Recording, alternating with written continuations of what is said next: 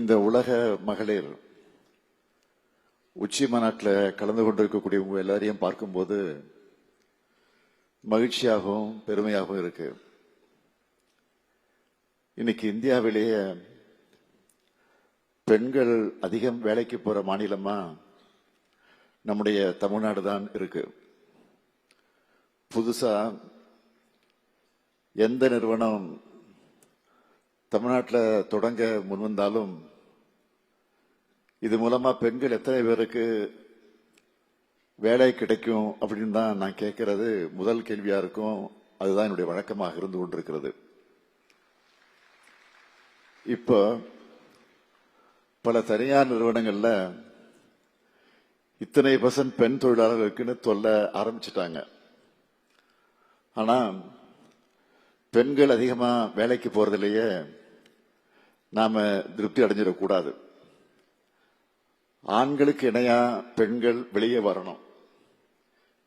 ஏன் இன்னும் அதிகமா வரணும்?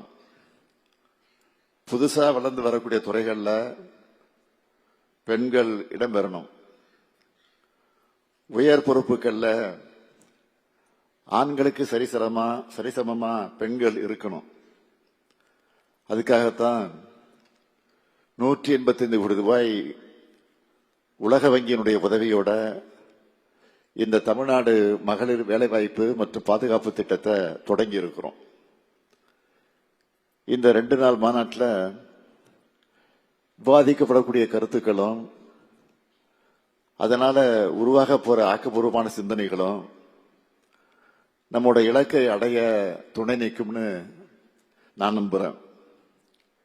பெண்கள் தான் இந்த சமூகத்துடைய முதுகெலும்பு. மக்கள் தொகையில சரிவாதியாக இருக்கக்கூடிய பெண்கள் முன்னேறாம எந்த நாடும் வளர முடியாது. தந்தை பெரியார் அவர்கள் 100 ஆண்டுகளுக்கு முன்னையே வலியுறுத்தின கருத்து இது. அவருடைய வழியை பின்பற்றி முத்தமிழறிஞர் கலைஞர் அவர்கள் பெண்களுடைய முன்னேற்றத்திற்கான ஏராளமான திட்டங்களை செயல்படுத்தினார். குடும்ப சொத்தில பெண்களுக்கு சம உரிமை, காவல்துறையில பெண் காவலர்கள், கிராமப்புற பெண்களும் மேன்மையடைவதற்கு அடித்தளமான மகளிர் சுய உதவி குழுக்கள், அரசியல் பங்கேற்புல பெண்களுக்கான பிரதிநிதித்துவத்தை உறுதி செய்ய உள்ளாட்சிகள்ல இடஒதுக்கீடுன்னு நீண்ட பட்டியலை போட முடியும். அடுத்து இப்போ திராவிட மாடல் அரசுலையும் பெண்களுடைய சம பங்களிப்பை அதிகரிக்கணும்னு இதுவரை இல்லாத அளவுக்கு பல திட்டங்களை செயல்படுத்திக்கிட்டு இருக்கிறோம். அதுல முதன்மையானது பேருந்துகள்ல கட்டணமில்லா விடியல் பயணம். இதன் மூலமா பெண்களின் பயணங்கள் அதிகரிச்சிருக்கு. அடுத்து பெண்கள் டிகிரி வாங்குறத உறுதி செய்யக்கூடிய வகையில் புதுமை பெண் திட்டம். படிச்சு முடிக்கிற வரை மாதம் 1000 ரூபாய் கிடைக்கிறதுனால கல்லூரிக்கு வரக்கூடிய பெண்களுடைய எண்ணிக்கை அதிகமாகி இருக்கு. அதுவும் பிசி, எம்பிசி, எஸ்சி, எஸ்டி சமுதாய மாணவிகள் இந்த திட்டத்தில் அதிகமாக பயனடைகிறாங்க. படிச்சு முடிஞ்சதும் வேலை கிடைக்க அதுக்காக திறன் பயிற்சிகளை வழங்க நான் முதல்வன் திட்டம். அந்த திட்டத்தோட வெற்றியை இங்கே பேசின முஸ்லிம் மாணவி சொன்னார. அவங்க பேசும்போது அவ்வளவு பெருமையா இருந்துச்சு, மகிழ்ச்சியா இருந்துச்சு எனக்கு. அதே போல வேலை போற இடத்துல பாதுகாப்பா விடுதிகள் வேண்டும் என பல்வேறு இடங்கள்ல தோழி விடுதிகள் திறக்கப்படுது. அதே போல என்னதான் பெண்கள் வீட்டிலே முடங்கிடாம வெளியே வர தொடங்கினாலும் அவங்களுக்கு இருக்கக்கூடிய பெரிய சிரமம் என்னன்னு கேட்டீங்கன்னா சமையல். நம்ம அரசோட காலை உணவு திட்டத்தால அந்த பாரமும் இப்ப குறைஞ்சிடுச்சு. பசங்களுக்கு ஸ்கூல்லேயே நல்ல தரமான உணவு கிடைக்கிறதுனால மகளிர் இப்ப நிம்மதியா காலையில வேலைக்கு கிளம்புறாங்க. தமிழ்நாடு ரைஸ் உள்ளிட்ட பல்வேறு முன்னெடுப்புகள் மூலமா கிராமப்புற பகுதிகள் வர பெண் தொழில் முனைவோர்களை உருவாக்கி இருக்கிறோம். அதுவும் பெண்கள் தலைமையேற்று நடத்துகிற ஸ்டார்ட் அப் நிறுவனங்கள் பல மடங்கு அதிகரிச்சிருக்கு. இங்கே பேசின வேலூரை சேர்ந்த சகோதரி எவ்வளவு கம்பீரமா சொன்னாங்க. அவங்க தொழில வெளிநாடு வர விரிவடைச்சிருக்கிறாங்க. இது எல்லாத்துக்கும் மகிழ வச்ச மாதிரி இந்த அரசோட முத்திரை திட்டம் அதுதான் கலைஞர் மகளிர் உரிமை திட்டம்.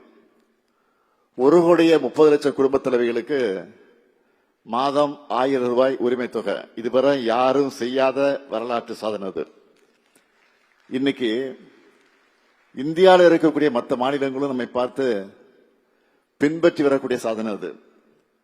பெண்களின் சுயமரியாதை, பொருளாதார சுதந்திரம், தன்னம்பிக்கை ஆகியவை இந்த உரிமை தொகையால கூடியிருக்கு. இப்படி பெண்களின் முன்னேற்றம் ஒரு பக்கம்னா, பெண்களுடைய உடல் நலனுக்காக நிறைய திட்டங்களை செஞ்சுக்கிட்டு இருக்கிறோம்.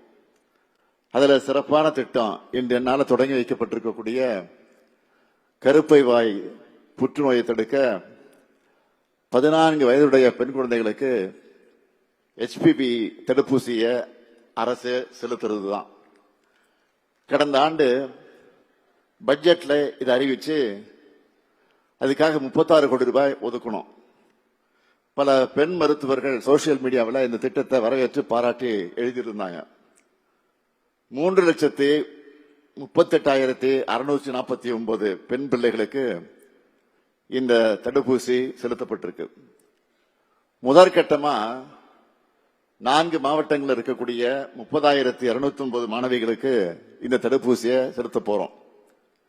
மேலும் மார்பக புற்றுநோய் உள்ளிட்ட புற்றுநோய்களை தொடக்கத்திலே கண்டறிய தமிழ்நாடு முழுக்க 38 நடமாடும் மருத்துவ ஊர்திகளை வெலன்ஸ் ஆன் வீல்ஸ் என்ற பெயர்ல கடந்த நவம்பர்ல தொடங்கி வச்சிருக்கிறேன். பெண்களுக்கு பெரிய அச்சுறுத்தலா இருக்கக்கூடிய புற்றுநோய்க்கான தரமான சிகிச்சை வழங்க காஞ்சிபுரத்தில் அறிஞர் அண்ணா நினைவு புற்றுநோய் மருத்துவமனை 120 கோடி ரூபாய் செலவில் பெரிய அளவில் தரம் உயர்த்தப்பட்டு வருது. ஊட்டச்சத்தை உறுதி செய்கிற திட்டம் மூலமா பாலூட்டும் தாய்மார்களுக்கு ஊட்டச்சத்து பெட்டகங்கள் வழங்குகிறோம். இப்படி மகளிர் நலன் காக்கும் நம்ம அரசின் திட்டங்களோட நீட்சியாதான் இந்த தமிழ்நாடு பி சேஃப் திட்டம் அமைஞ்சிருக்கு. வளர்ந்து வர துறைகளில் பெண்களுக்கான வேலை வாய்ப்புகளை உருவாக்க மட்டும் இந்த திட்டம் செய்யல. அப்படி அவங்க வேலைக்கு போகணும்னா குழந்தைகள் வயதானவங்களை கவனிச்சுக்கிற பொறுப்பை யாராவது எடுத்துக்கணும்.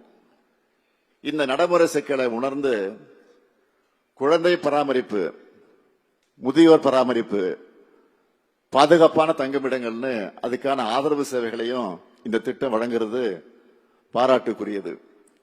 மேலும் பெண்களுக்கு தேவையான டெக்னாலஜி சப்போர்ட், திறன் பயிற்சி ஆகியவற்றையும் இந்த திட்டத்தில் வழங்குகிறோம். பெண்களின் பாதுகாப்புலையும் இந்த திட்டம் அக்கறை செலுத்துது. ஏன்னா பாதுகாப்பான சமூகத்தில் தான் பெண்கள் அதிகமாக வெளியே வேலைக்கு வர முடியும். அதனாலதான் இந்தியாவிலேயே தமிழ்நாட்டில் அதிக அளவிலான பெண்கள் தொழிற்சாலைகளில் பணிபுரிகிறாங்க. பெண்களுக்கான பாதுகாப்புக்காக காவல் அவசர உதவி, அதனுடைய எண் 181, காவலன் SOS மொபைல் செயலி உள்ளிட்ட மூலமா பெண்களின் பாதுகாப்பை உறுதி செய்கிறோம்.